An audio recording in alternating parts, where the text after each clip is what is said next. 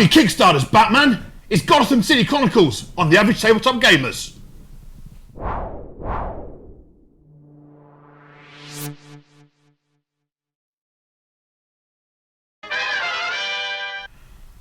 Hi there, welcome to the Average Tabletop Gamers. I'm Ben. I'm Ian. And I'm Gary. And on this episode we are looking at Batman Gotham City Chronicles by Monolith Games. Kapow. Thok. And other such. And other things and flashy animations we won't do. Yeah, I was going to say, we're not going to do that though, are we? So, Gotham City Chronicles is a Kickstarter exclusive game that was done by Monolith Games. I think it hit Kickstarter about 18 months, 2 years ago. Like a long time ago since you mentioned it. And yeah, couldn't not, it being a Batman thing. I missed it, and I am sick as a chip. Well, I'm very glad you got wait for some news. We'll come to that later. We'll come to that later. So, what we got when it came through is this absolutely joyously beautiful set of... It is pretty spectacular, isn't it? Of amazing. So, first things first, just so we can get them out of the way, let's show you these boxes, because these boxes are... The artwork on these is just extraordinary. So, you get two boxes, one set up for heroes, one set up for villains, and they really... I mean, the artwork is gorgeous. I think it is designed to sit side by side on your shelf Yeah, as well. I mean, look at, that that sits on my shelf like that. Looks stunning. Yeah. It's beautiful. It's glorious. Let's get them out of the way though. So we can get those out of the way now and get on to the really important bit. The rules. The rules. As if you've met Ian before, the rules make things fun. The rules are there to spoil it for others. So, I'll get this out of the way because Yeah. I've been wanting to talk about this for ages. So, probably the best put together rule set I've read for a game, full stop.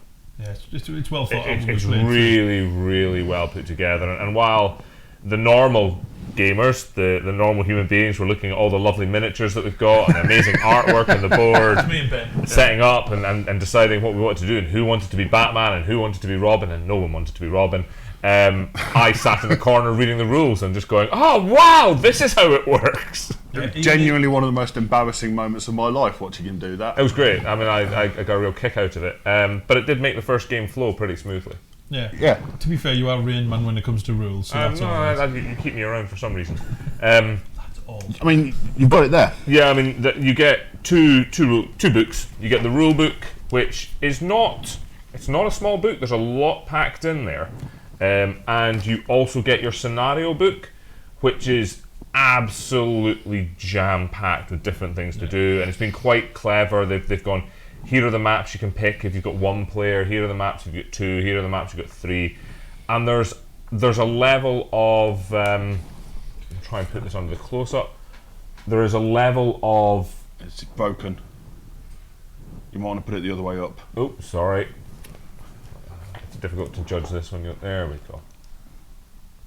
So you can see that the maps are beautifully detailed and illustrated, and you'll have seen the board below, which we'll come to later. Yeah. When you said about rules, though, when we started playing, it didn't feel rules heavy. No, and I think that's one of just in the rule side, the things I really liked about it, and they've got very, very right that a lot of the rules don't, is do this thing. Here's the reference, the page you turn to do this thing. It was very well cross-referenced. But also, coming back to the more human element of it, I think a very simplistic rule set captured the complexity and the excitement and the swinging back and forth and the actual stuff you see Batman doing in the cartoons, in the comics, and it did feel like you were swinging from the roofs and jumping. I'd say that's certainly one of the bonuses and one of the really big points of the game that I certainly enjoy is how thematic it feels. It really it plays. It's written and it's designed in such a way to encourage you to play in the way that you'd read the book or watch the film or watch the show. Because we were saying things like we had a gantry way, and there's loads of oil barrels, and there's a huge acid vat, which is classic Batman. Really. And we were like, well, how are we going to get over there? It was kind of like, well, leap over, swing over to that, leap on here, do this, and we were like, oh, actually, that's just like Batman actually does things. So it was really great to see. I think the one trap we fell into in the first game, and less to a degree the second game, because we learned quite a lot from it, was we've played so many other systems. You fall into that trap of going, well, this is a little bit similar to how this other system works, so I'm going to try and use that. And we added complexity in that didn't need to be there. Very much so. Yeah, very much so. And even when we were thinking like this character can go there and do everything we needed to, we're like, oh, it can't really. So but the way that game really panned out, because we'd made those errors, it made the dash for the time limit of the game work really well. And it made it such a fun game. It was class. And I think that what I really like about what they've done with the scenario book as well, and we got this a little bit wrong in the first game we played. Yeah, we did. As in they've kind of gone, if you are playing a 3-player game, here are the characters the first person can pick, here are the characters the second person can pick, here are the characters the third person can pick. And for that first game we went, we want to be the characters we like. So we didn't really follow that, and it made that first game very difficult because they've thought very carefully about how the skills of different people go together. Absolutely. And I think just from the point of view of thinking as the characters is probably a better way to do it. Thinking, it sounds ridiculous. What would Batman do? Absolutely. What would the Joker do in this situation? I think that's one of my favourite facets of the game. It's not just that it's a mission-based game, and you go out and you got your minis and you've got your character and you go out and you play the mission. There's a choice of characters. Mm-hmm. And each character has its own abilities, and each character plays in a different way. So, analysing the mission, working out which characters are going to work best, maybe picking different characters for different people. How different people would play them. And you look at even picking one mission, like a 3-player mission, which would be three players and the other player playing. So 4 people in total. You look at the different combinations. You could probably play that exactly the same mission, maybe 40, 50 different ways by the time you get the different combinations in there. Absolutely. Easily. And for that reason alone, like value for money wise and longevity of play wise, it's phenomenal. It's great. Just I know you're gutted you didn't get it, but I'm so pleased you did. It is. Absolutely.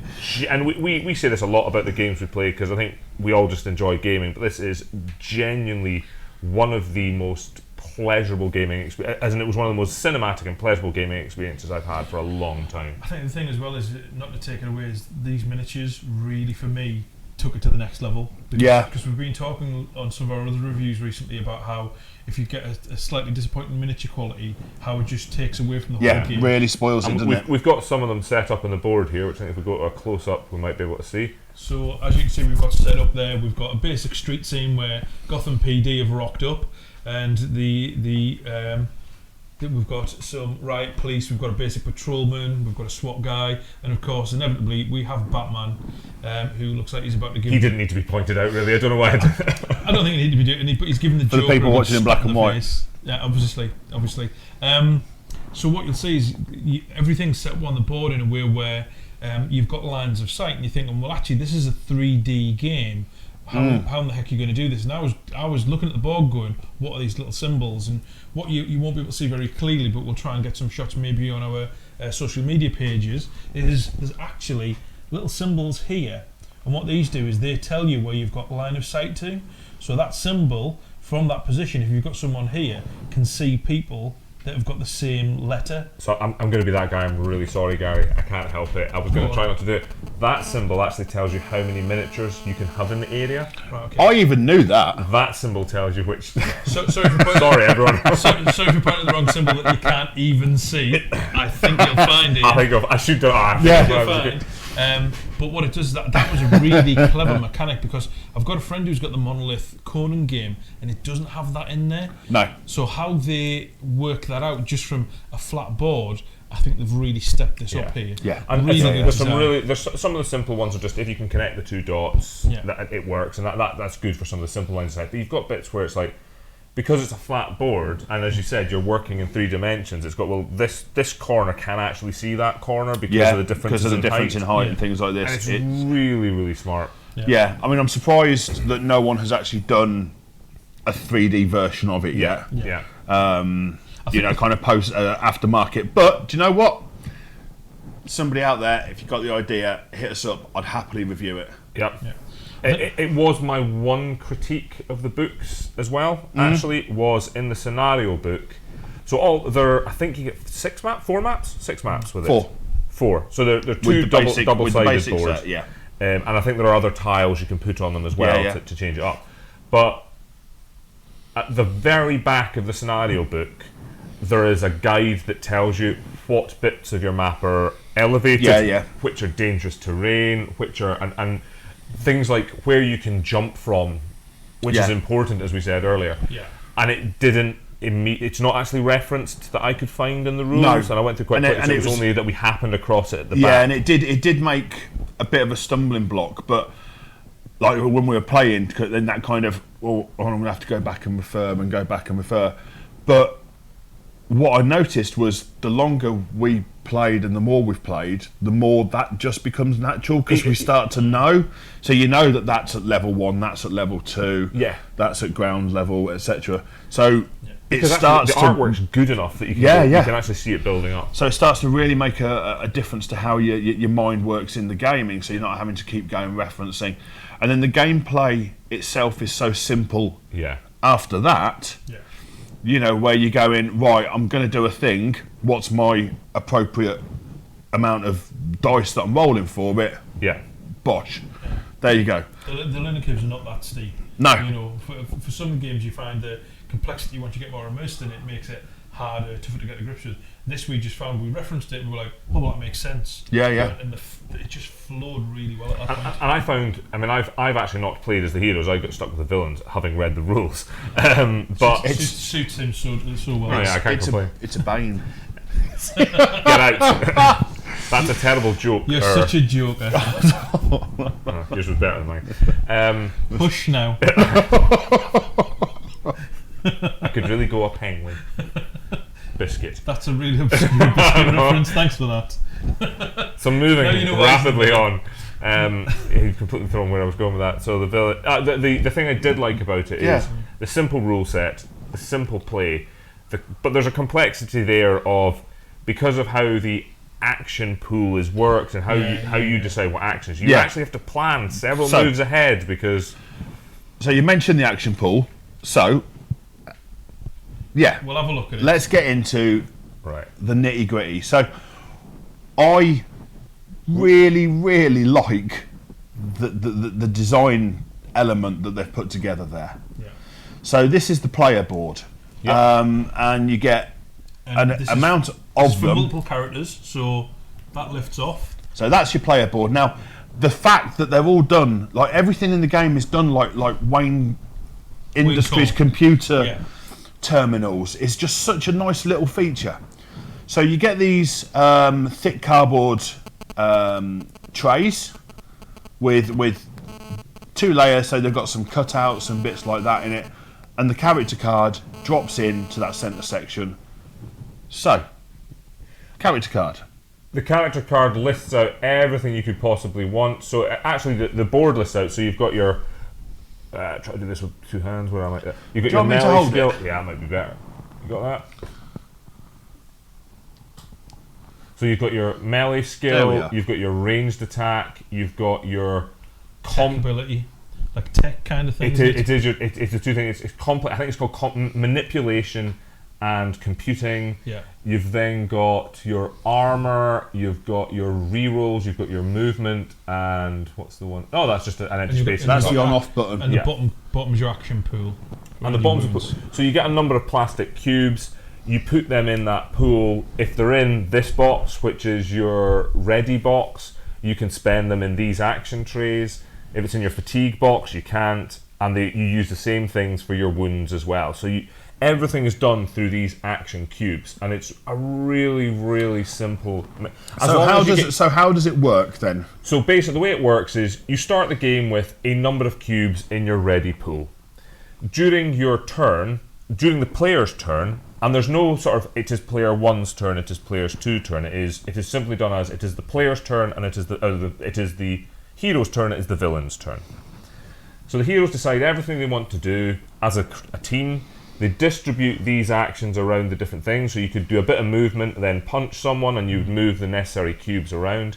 For every cube you put into the ability, you get to roll a dice of the type denoted. So you get to roll a red dice for punching if you're Batman. They're quite good dice. So you could put, I'm attacking this one person, we put multiple cubes in and do a lot of red dice. See, Batman, that's that was Gotham DC, yeah. Just waiting for Jim Gordon to kick the door in. But you're also limited by the number of times you can do that in one sequence as well, and the numbers that it tells you are all on the card there. So everything you need to know is on here.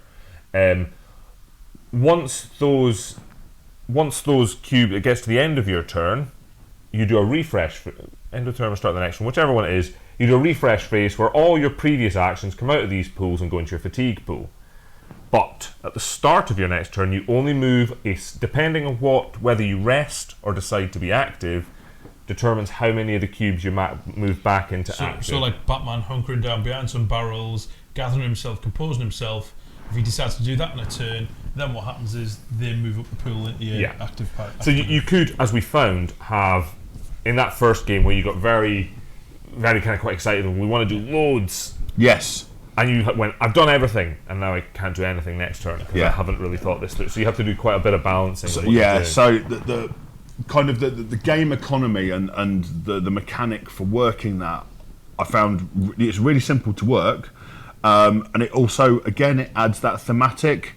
So you do have that burst of momentum, burst of action, rest. Yeah. But the idea that you're playing as part of a 2-3 person group means that you and the way that the turn works, where, as you say, it's the players move and the players act until the players don't want to anymore. Yeah. So the heroes move until they don't want to anymore. Yeah. And they can do any amount of things in that period of time that as long as they've got the energy to do so. And so that economy side of things and that thinking about how to play that round through of, so I've got Batman, I'm going to move him here and then I'm going to batarang the guy over there. Now, providing I take him down, that clears Robin to run up here and go and do this. And providing he gets there, then Batman can follow up with this, which means... And so the tactical thinking, when you fail a dice roll... Oh, yeah. Actually, it changes everything. But this is so pretty... And we've got some of the other character cards here as well, just to show... And they are all... Yeah, you can probably reach easier. So they're all different. So each one, they've even got all their own stats and abilities, and there's Jim. And who doesn't want to play a game where you can play backhow? Yeah, can actually play backhow, which He doesn't look very happy, mate. He doesn't. Well, he's not. He's in the bat genre. Batman isn't a very happy character, is he? I mean, it's a cow wearing a mask with a cape. We'll try and get some photos of this on our social media channels so you can see some of these. It's a cow in a cape with a star on its behind. Nice. So the rules-wise, it plays really simply, really well, very thematic, quite quick. You've got to work together, though. The heroes we found were in isolation. You're not going to win the day with Batman. And if you read any of the comics, Batman's generally pairing up. He can go solo, but there are missions where he for that. Yeah. So he can go solo, but Batman works well as a group. And even when we used the Joker as the bad guy, when Ian was using him, he was throwing minions in front of him. And if you think of the comic books, that's what the Joker did. Yeah. The Joker didn't do a lot of the fighting. His minions did it for him. Yeah, he's got mooks. And that game with the Joker, it literally, it was so well put together. And I played to win because, even as the villain, I want you to have fun, but not as much fun as I have winning. But it's the same when we go out for dinner. I always win dinner. Yeah. But the way it ended was just so epic. It was perfectly. It literally was. You had to use as much movement as you could. You had to get the right fighting. You had to have clearing people beforehand. It relied on a single dice roll at the end of the game for success or failure. It came down to that one single roll as the last action of the game. Yeah, and it was brilliant. And I lost that game, and I was happy for it to happen. We were so happy. Yeah, not as happy as they were. Okay, so villains. We've talked about how the heroes work. How do the villains work? I'll get my villain tree out, shall I? Yes. So the villains, you're basically managing everyone, and it's all done by this tray here, which is known as the river. Is that Gotham River? It could be Gotham River. it's an interesting choice. I mean, in its concept, it's a basic asset management system. Yeah. But really cleverly done. Or is it river like as in a poker game?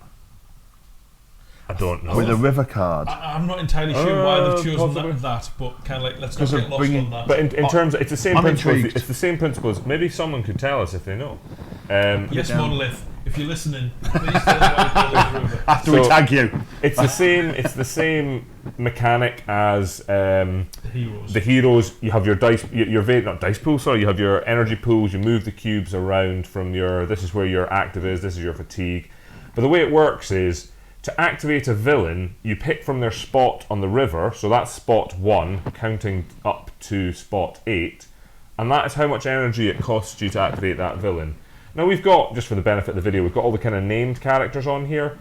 When you have henchmen, It'd be unusual to have that. You'd have. it's mainly henchmen. So when you have a henchman card, what you normally have is 4 or 5 different henchmen that get activated by that one card.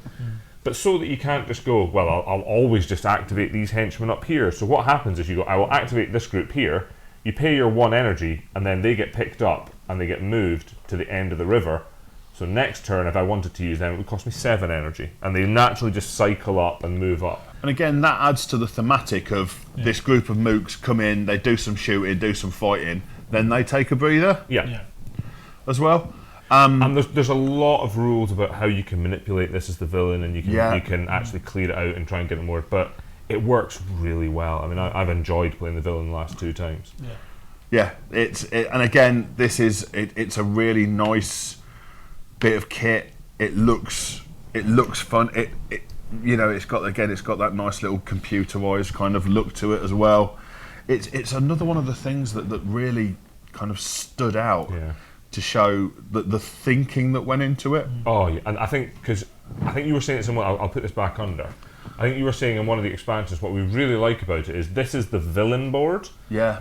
But apparently in one of the expansions you can play as the heroes again, or you can play as the villains. So against the heroes, and you just turn these over and it goes all back cave. So it's like, So I won't try and get that one. I'll wreck it. Play the back guys for a change. Yeah.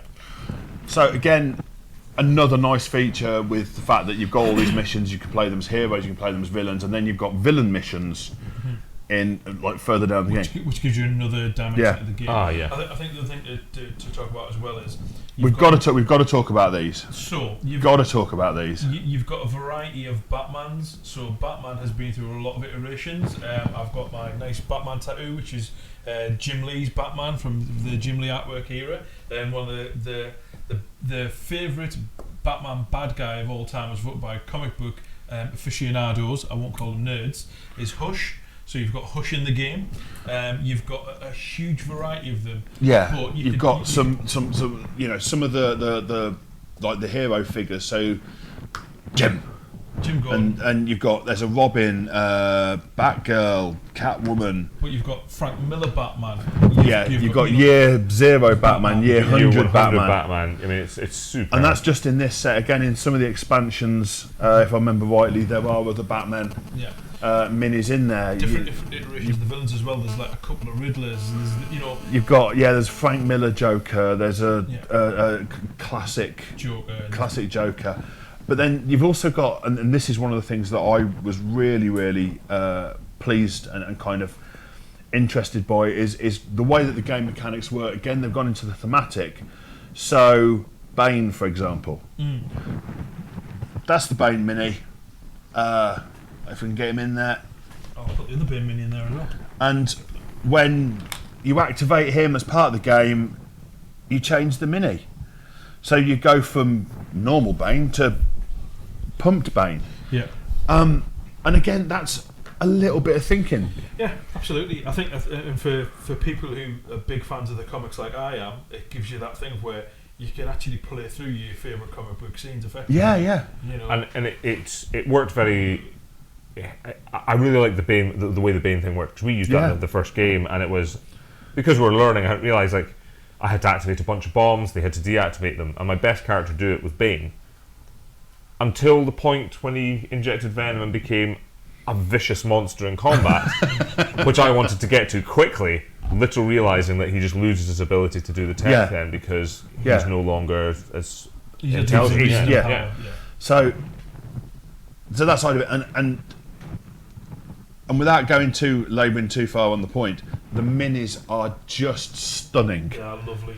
They are so pretty. There's a lot of these like Kickstarter style games that have come out recently where the sculpts have been really nice, but the material has been perhaps not quite as good. Even when you look at Fantasy Flight's Legion, Star Wars Legion game. So especially the early stuff. Yeah, absolutely. Imperial Assault, I think, suffered as well.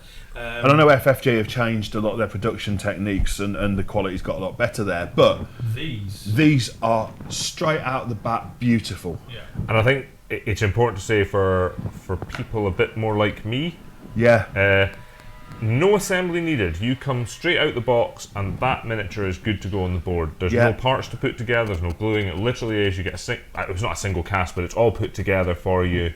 Even mold plan wise, they're trimmed, they're cleaned. Yeah. Very limited work needed to make these absolutely perfect. They're just great. Yeah, and at some point we will get round to having a mass painting session on them and trying to get some of them finished so we can actually take the game to the next level. Mm-hmm. But that kind of, again, talking about the minis brings the next point, which is that little box. Mm-hmm. So not only have they thought about how the game looks and how the game plays, they've thought about how the game packs away, because it's a pain in the bum packing games away. Absolutely. So what you've got, just looking at the front of the box, is a list of all of the hero figures, or all the hero miniatures that you get in the game. Not only that, it also shows you their relative position that they go in that they're carefully moulded inner trays inside that box. Which is really nice. I'll open the box up. There you go. So that's the police and civilians tray. Again, as you can see, it's all moulded, so you know where they all go, and it shows you on the front where they go. So when you get to the second tray, which is underneath, which we will try not to destroy. So you get to the second tray, which has got all the hero figures in there, and again they've got their own space. It's all moulded out, and on the front of the box it tells you where they all go. Just brilliant, stunning, really, really nice. Now we know that this came out as a Kickstarter earlier in the year. We've had it for a few weeks now. It's taken a good long time to get around, and it was going to have no retail release.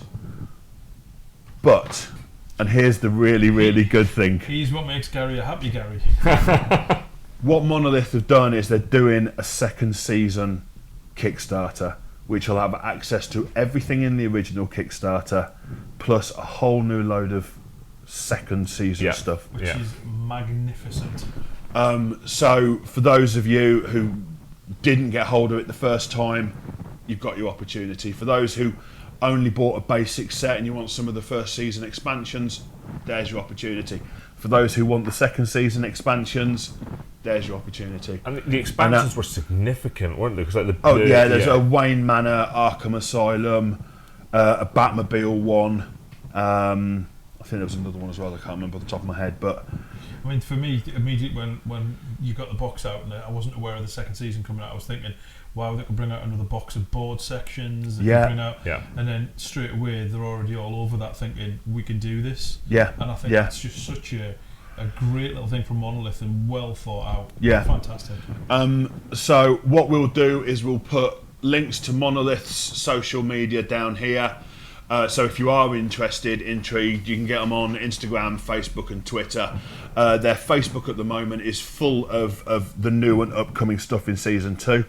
They're really starting to pimp that. Season 2 is launched in June 2019, so that's the date to be looking out for. Get onto Kickstarter, get onto the Monolith page, follow them so that you're there, you're on the newsletter, so that the second it comes out, you're able to go on there, click yes, and throw away your money. I'm hoping that the first wave, maybe they'll be able to get out quickly because they've already got it in process. Yeah. I'm hoping for that, and then you're just waiting for the Season 2 stuff if you're getting that at the same time. Yeah, so hopefully. That for me, that would be really exciting, because if I could get this for Christmas, if my wife would get me this for Christmas, that would be great. Yeah, so price-wise on Kickstarter, the basic set was £100. For £100, you get a huge amount of games. This is ridiculous. A ridiculous amount of minis, lots and lots of beautiful, beautiful things. It looks gorgeous. Yeah. It plays brilliantly. And as a fan of a genre and a hero, and it's got it right. Yeah. It really has got the setting and the feel right. This feels like a comic book, a TV show, a movie. Just blown away. So, I think you can say that as a resounding yes. Absolutely love it. I think it's one. It's as Ian said earlier, it's up there. It's easily one of the best games I've ever played, and certainly it's made me want to check out their Conan game. Yes, I know a friend of mine's got as well. I'm immediately thinking, if this is this good, I can't wait to see what I want to get. You know what? I'd be all over that. So we're the Average Tabletop Gamers. You can catch us online at all of these places that you'll see down here: Facebook, Twitter, Instagram. That's it at the moment, isn't it? Don't do email yet. No, no, we do actually. We have got an email address if you want that desperately for anything, but we've still got MySpace. Yeah, we'll put all of the links to Monolith and to this. We'll try and put some more pictures up on our other social media channels. If you like, well done, Monolith, as well. Round of applause to Monolith. And actually, if it's not a game you've heard of, if it's not a game you're aware of, or a company you're aware of, just trust us. Check. If you don't listen to any of our other videos, check this one out, because they've been brilliant. So if you like what we do, subscribe. Tell us. If you don't like what we do, subscribe and tell us anyway. Because that's the only way we get better. Yeah. If you want to see some of the painted minis on on the social media channels, Ben's a cracking painter, so it'd be great to see. Oh, cheers, mate. Painted. Yeah, you're very good. I'll give credit where it's due. So it'd be great to see a selection of things, and maybe we'll get a playthrough sorted out. Ideally with painted models, though, because much as these are colour plastic themed, it's much better with painted models. So we'll work on that. We'll get up to that. So thank you, Monolith, for producing a thing of absolute joy and beauty. Thank you for watching, and we'll see you next time. See you next time. Later.